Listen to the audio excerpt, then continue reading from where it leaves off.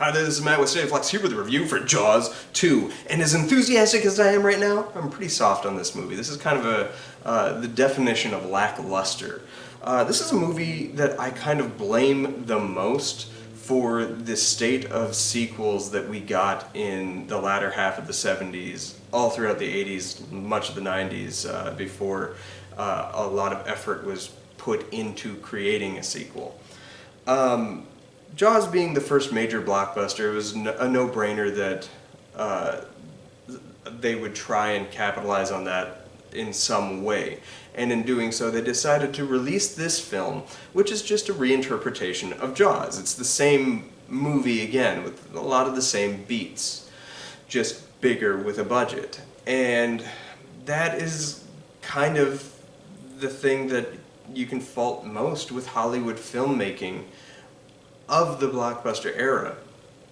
Movies that made money were already kind of considered artless to some extent. Jaws itself was in the time of its release by a lot of critics. And that argument is only strengthened with these lesser sequels. And the same thing would go on to happen with Rocky II, with Star Wars to Empire Strikes Back, with Superman to Superman 2, Halloween to Halloween 2, and so on and so forth. Jaws was the one that kind of set the tone of how to do these sequels, and some of them worked better than others. I mentioned Rocky II and The Empire Strikes Back. Those are both good, if not great, movies, and the other ones I mentioned are considerably less than. But this movie is kind of strange because you can see that they were kind of trying for things and concepts just kind of get abandoned. Let's start from like the scripting stage. I like, it was nice to revisit Sheriff Brody. But then that's just kind of all it is he's kind of playing the same character, hitting the same beats, having the same conflicts with bumping up against government of the town and stuff like that. Like it must have been a frustrating role to have to do over again. I know that Roy Scheider was very resistant to doing the sequel, but he was kind of contracted to do for reasons, and this was the contract buyout for the studio if he agreed to do this. And you could tell he's not invested in this movie, and it shows. And then you get to the filmmaker himself. Like, he's not a bad director, and he does some interesting things here and there.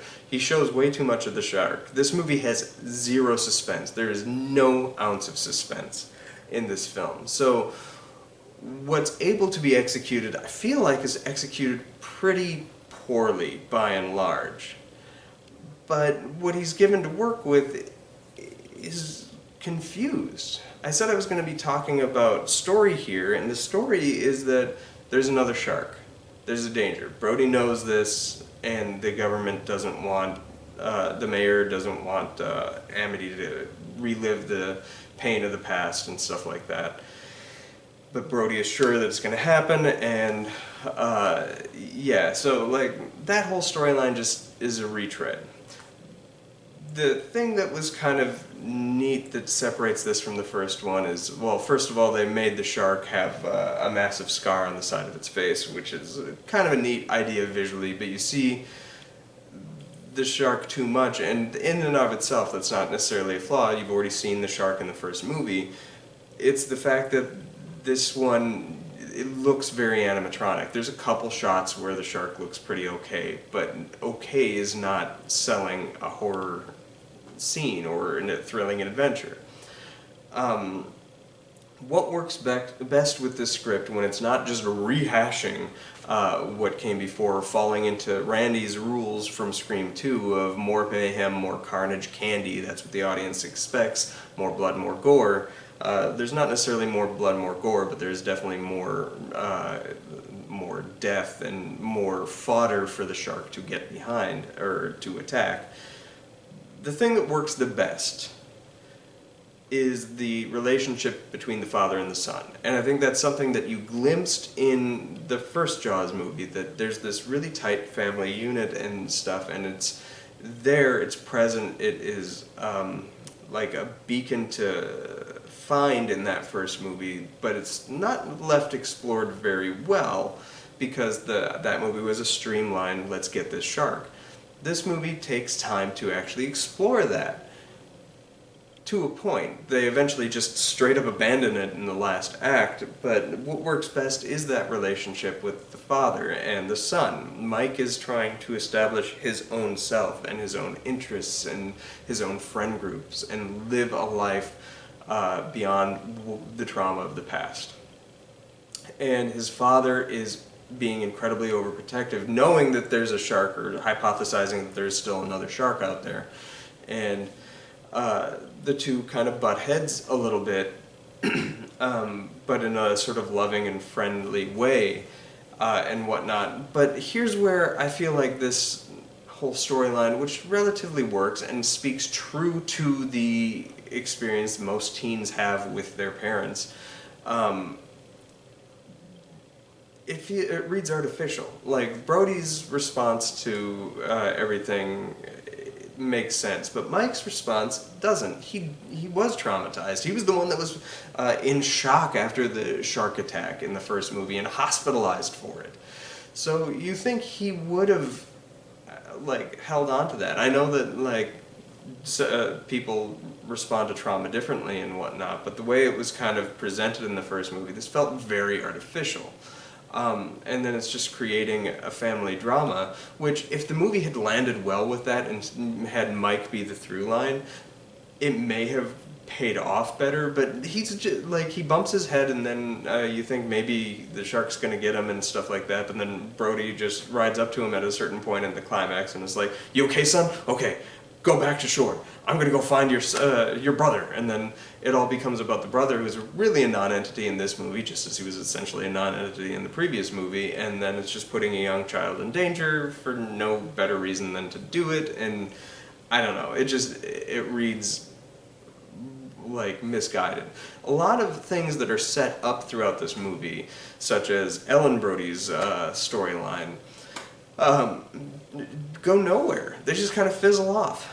And the movie just kind of ends up having a massive 40-minute shark attack where the shark is attacking various people to varying degrees of success, but it's so many false starts and stops that none of the like tenseness ever builds. There's no tension. You don't care about many, if any, of these characters that are getting picked off. There are some solid performances from some of the young, particularly the young women that are put in peril, where they're giving it their all, like they're visibly shaking and stuff like that and whatnot. That's good performance work that sells the moment, but the execution of the attacks is left to be like so blah.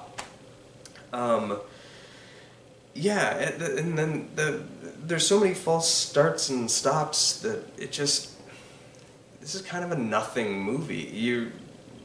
I finished watching this, and as I was trying to reflect on it, I had so much trouble finding anything to say because it's just so artificial. This is a movie that didn't need to happen. It's bigger, and particularly the underwater sequences are photographed fairly well, with much more clarity and life to them, but it doesn't have any tension. It doesn't have any authenticity of character. The performances, while some of them are good, particularly in the peril moments, are just flat. I don't remember anybody's names that I wasn't previously introduced to in the prior movie. The sheriff's deputy, Lenny, or as they renamed him, Jack, in this movie for some reason, he seems way dimmer than he did in the previous one, and I don't know why that was. The mayor's there and is kind of a threat to be bumped up into repeatedly until he just kind of disappears for the back half of the movie, never to come back again. which is strange. They introduce another kind of villainous character that's on the board, and he's Stefano from Days of Our Lives. I can't remember the actor's name. But he's there, and it's like, what is all this? Like, why am I watching this? And it's hard to, like, go back and... Nothing about the movie is particularly bad, but also nothing about the movie is worth watching either. So, that's kind of where I land. This was the start of the hollow sequel trope that Hollywood fell into for eons, and would take really great movies that made connected with audiences and became big budget movies, that the studio would just keep remaking and retooling until they became like a farce of what they once were, and would kill these franchises that many of which never even necessarily needed a franchise to start with. Case in point, Jaws. The reason Spielberg didn't come back for Jaws 2 was he said he had made the definitive shark movie, so there was no need to go back. Plus, the production of this movie would have created conflict with Close Encounters of the Third Kind. Spielberg made the correct choice. He has since gone on to say that while he doesn't think this is a particularly bad movie, he probably would have done it if he had had a better experience while making Jaws, but the first movie was a nightmare for him to make, particularly working with the shark, and this movie had so much shark in it that he and Richard Dreyfuss both departed the project before like they really went anywhere with it. The one thing that is pretty solid throughout this film is the score by John Williams. It's not as iconic as the first Jaws score, but he has some new themes in this film that you kind of hum away to throughout the movie, and after the movie's concluded kind of linger in your head, and I like that. This movie's very colorful. The first movie was pretty much a blue and beige movie. You'd only see red when it was blood or paint, which was probably a deliberate choice. This movie, kind of right from the beginning, has a lot of color. There's a scene where balloons are being dropped, and this movie's just filled with color. And then when you get to all the different boats, they're all different colors, and everybody's bright. This movie's bright and poppy, probably to appeal to more people is the idea. But it just didn't work for me. And I've talked about this movie, I think, far too long at this point. What do you guys think of Jaws 2? I think a lot of people like this one best amongst the sequels, and it probably is the best movie, but I think it's the least watchable of the 4 films, which is weird, because we'll touch on those in the coming weeks. I will be doing reviews for Jaws 3, 4, and a special movie afterwards in the weeks to come. What did you think of Jaws 2? Am I overly harsh? Am I straight on point? Let me know in the comments down below. Thanks for watching. Like, subscribe, do all that good stuff. Peace.